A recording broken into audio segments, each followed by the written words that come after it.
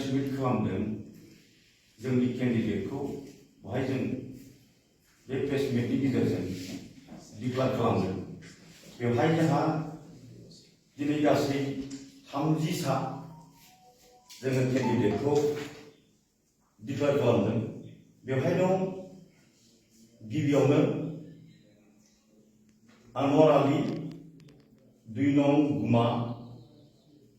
बे एसटीसी, 2 नम्बराव दङ समाय मुर्मु 3 नं श्रीरामपुर नन एसटी, बेनिफ्राय 3 नम्बर दं मेहदी राभा 5 नं सराइबिल एसटी, 4 नम्बर दङ प्रभजित मुसाहारि 6 नं कुसुगाव एसटी, 5 नम्बराव दङ बिश्वनाथ बसुमतारी 8 नं दतमा एसटी, 2 नम्बराव दङ मिसेस सानिया नार्जारी 10 नं देबरगांव एसटी, 7 नम्बराव दङ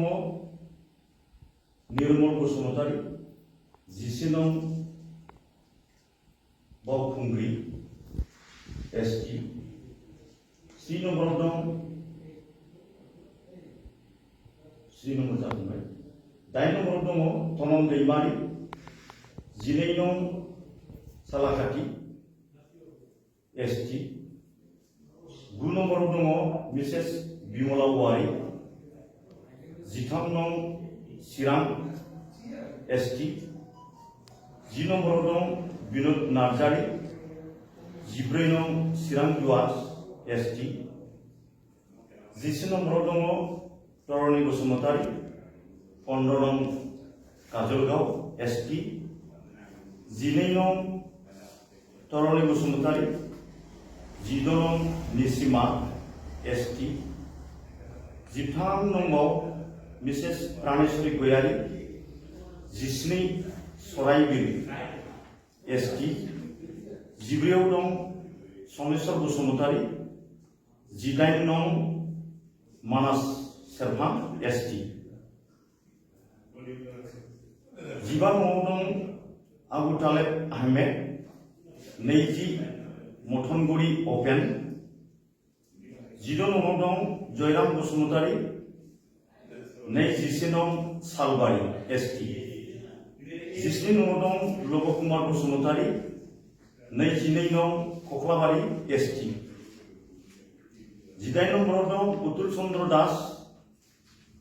23 नम्बर दिहिरा अपेन, 19 नम्बराव दं मिसेस उर्मिला दास 24 नं मुसलपुर एसटी, 20 नम्बराव दं मिसेस भारती राभा 26 दरंगाजुलि एसटी, 21 नम्बराव दं मिसेस जुनमणि राभा 28 नं गयबारि एबा तामुलपुर एसटी, 22 नं रुपन बसुमतारी 29 नं सुक्लाय सेरफां एसटी, 23 नम्बराव दं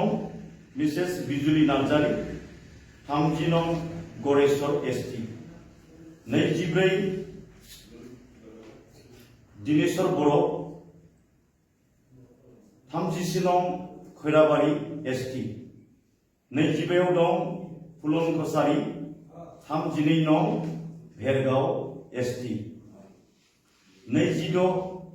तरुण कुमार 35 नं मोदैबारि अपेन, 27 नं मिसेस अनिला राभा 30 नं हरिसिंगा एसटी, 28 नम्बराव दङ बुद्धदेब बसुमतारी 37 नं धनसिरि एसटी, 29 नम्बराव दङ मिसेस मृणालिनी दैमारी 38 भैरबकुंड एसटी, 30 नम्बराव दं सम्बारु बसुमतारी 40 नं रौता एसटी, गासै जों 30 केन्डिडेट एबा बिजाथिखौ जों दिनै घोषणा खालामबाय एबा जों फोसावबाय आरो आद्रा थानाय मोनजिखौ जोङो बावैसोनि गेजेरावनो गोख्रैनो जों बेखौ डिक्लेयार खालामनो